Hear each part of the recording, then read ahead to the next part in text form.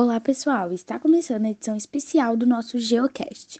Na edição de hoje, iremos falar um pouco sobre o Sudeste Asiático e principalmente sobre os problemas econômicos que permanecem lá. Hoje também estamos com a nossa especialista econômica, Júlia, que vai apontar para a gente todos os principais pontos que levam a economia a ter diversos problemas.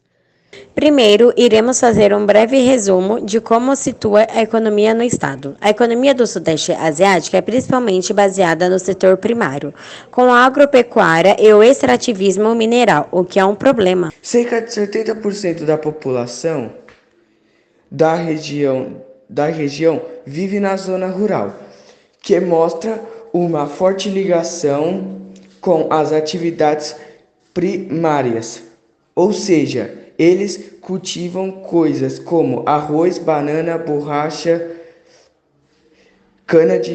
cana-de-açúcar e coco, e também criam animais como bovinos e suínos.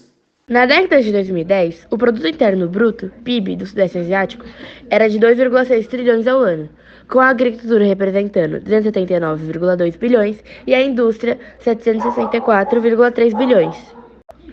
O PIB per capita era de 4.091,4, com a agricultura per capita de 443,1 e a indústria per capita era de 1.212,9. Atualmente, o PIB agregado de ASEAN, a Associação das Nações do Sudeste Asiático, é de 3,8 bilhões de dólares americanos. A ASEAN tem uma população de 682 milhões de pessoas e tem contribuído para 20% do crescimento econômico global, com uma expansão de 5,7% do PIB entre 2000 e 2029. A região também inclui os Novos Tigres Asiáticos, um grupo de 5 países que experimentam um elevado crescimento econômico a partir dos anos 2000. Filipinas, Indonésia, Malásia, Tailândia e Vietnã. Depois dessa introdução incrível, acho que podemos ir para os problemas, certo? Bom, na minha área, que é a economia, o Sudeste Asiático apresenta diversos problemas. Posso citar alguns, como por exemplo, a assimetria informacional, que é devido à excessiva liberalização financeira, fruto da fraca legislação e supervisão dos bancos. Tem instabilidade política, corrupção, desastres naturais, fome, pobreza. Tem também a desvalorização da moeda na região, que foi causada pela Tailândia ao abrir mão da sua taxa de câmbio fixa, desvalorizando o baht em relação ao dólar. E tem também a falta de transparência dos governos, sistemas bancários corruptos e relacionamentos clientistas entre o governo e as empresas. Mas como é que a globalização influencia nesses problemas? Bom, no Sudeste Asiático, a globalização tem sido responsável pela incorporação de um conjunto de mudanças na economia, através da reorganização frequente de suas vantagens competitivas, transformações técnicos industriais e nas formas de produzir e alterações na organização da sociedade. Tudo isso ocorre, no entanto, com a preservação de valores culturais que garantem uma base de sustentação do modelo que se consolida. A vertente da cooperação produtiva, associada à fluidez do capital financeiro internacional, é mais facilmente identificada e, portanto, apontada como a força motora que impulsiona essa evolução, que até recentemente era baseada em divisão do trabalho com forte componente vertical e dependência tecnológica excessiva do Japão. A regionalização da produção evoluiu. No entanto, na medida em que a interação de novas tendências, entre as quais a redução nos custos de mobilidade dos fatores de produção e as economias de escala exigidas por processos produtivos crescentemente sofisticados, proporcionaram o surgimento dos chamados tigres, ou novas economias industrializadas. Os efeitos de tais reajustes são evidentes no aparecimento de formas de relacionamento inovadoras, que inclui diferentes tipos de parcerias entre Japão, novas economias e industrializadas, ASEAN, e partes da China. A emergência de certos países e agrupamentos regionais, no entanto, não se deve a experiências isoladas, mas a fenômenos integrados que projetam sobre a área como um todo os benefícios da acumulação de capital e da experiência modernizadora resultante da aplicação prática de novos conhecimentos científicos e tecnológicos. Mas o que é essa tal de ASEAN? A Associação de Nações do Sudeste Asiático, a ASEAN, foi criada em 1967, com a assinatura do Tratado de Bali sobre Amizade e Cooperação da Ásia Sul-Oriental. E entre os seus objetivos, destaca-se aquele que busca assegurar a estabilidade política e acelerar o processo de desenvolvimento da região. A ASEAN se propõe a estabelecer uma verdadeira zona de livre comércio para, em seguida, dotar os parceiros de uma única política externa comercial, criando uma união aduaneira. O bloco busca promover o desenvolvimento econômico, social e cultural da região através de programas cooperativos, salvaguardando a estabilidade política e econômica da região, bem como servindo como fórum de discussão das diferenças entre as regionais. São países membros da ASEAN: Indonésia, Malásia, Filipinas, Singapura e Tailândia, desde 1967. Brunei, a partir de 1984. Vietnã, desde 1985. Myanmar e Laos, a partir de 1997. E Camboja, desde 1999. Já tigres asiáticos é o nome dado a um conjunto de territórios do leste e sudeste da Ásia que experimentaram um rápido processo de crescimento econômico e industrial a partir da segunda metade do século XX. São eles Singapura, Coreia do Sul, Hong Kong e Taiwan. Os investimentos estrangeiros, que foram oriundos principalmente do Japão, a ampliação da infraestrutura interna e a qualificação profissional de sua mão de obra são os principais fatores que proporcionaram a atração de indústrias transnacionais e o processo econômico observado nos tigres asiáticos.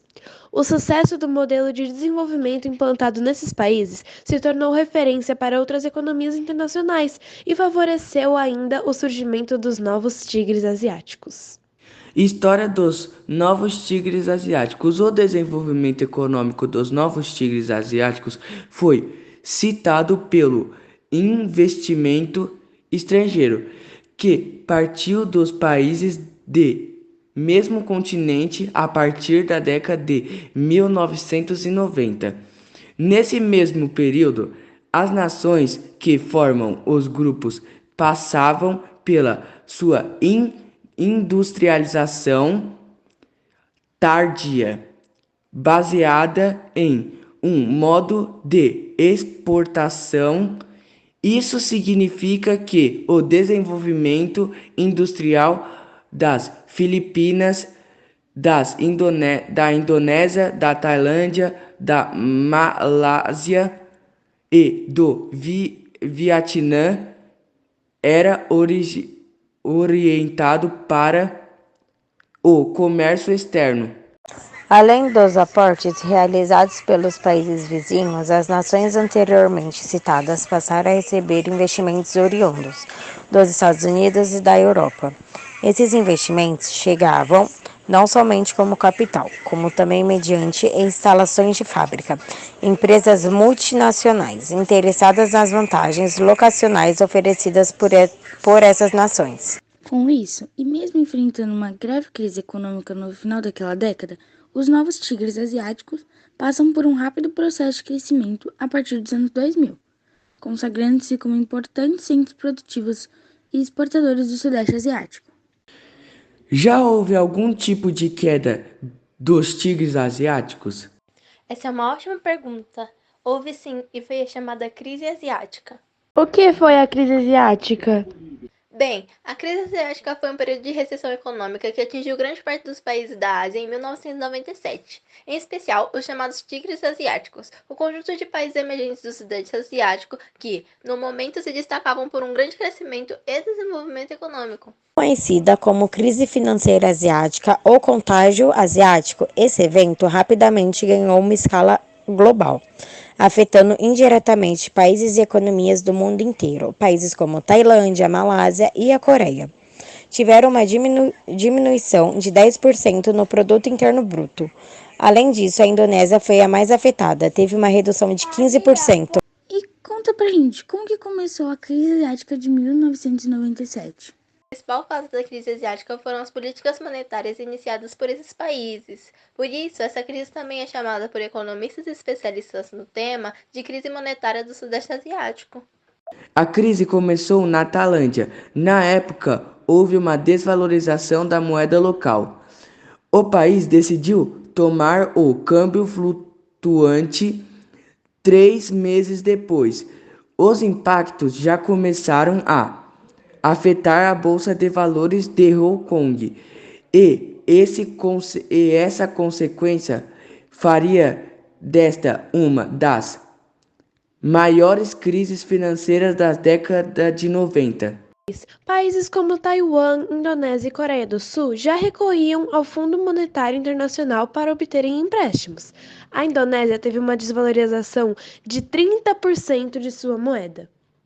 Além disso, a Coreia do Sul precisou pegar emprestado 57 bilhões de dólares do FMI para arrumar as contas. Isso representa o maior empréstimo já concedido pelo fundo. Quais foram as consequências dessa crise? Uma das consequências da crise asiática foi o aumento dos problemas sociais. Isso porque houve um grande aumento nas taxas de desemprego, o que levou os mercados na Ásia a começarem a ser saqueados pela população e fez os Estados Unidos mandarem só para a Indonésia 70 milhões em comidas e remédios. No final de 1997, na Tailândia, o número de desempregados passou de 850 mil pessoas para 1,5 milhões em 1998. Já na Coreia do Sul, pelo menos 10 mil trabalhadores foram afastados por dia do trabalho, isso de acordo com o governo sul-coreano. Em 1998, a crise asiática já fazia muitas indústrias e empresas adotarem medidas drásticas. Isso para diminuir o número de demissões. A Coreia do Sul precisou fazer um acordo para legalizar o, entre aspas, layoff no país. Teve um grande efeito sobre o mercado financeiro desse país. O maior banco da Ásia penegriu investimento, por exemplo, a chegada de pedido de liquidação financeira. Essa e outras medidas forçaram ainda mais a saída de capital estrangeira desses países, que agravou o efeito da crise.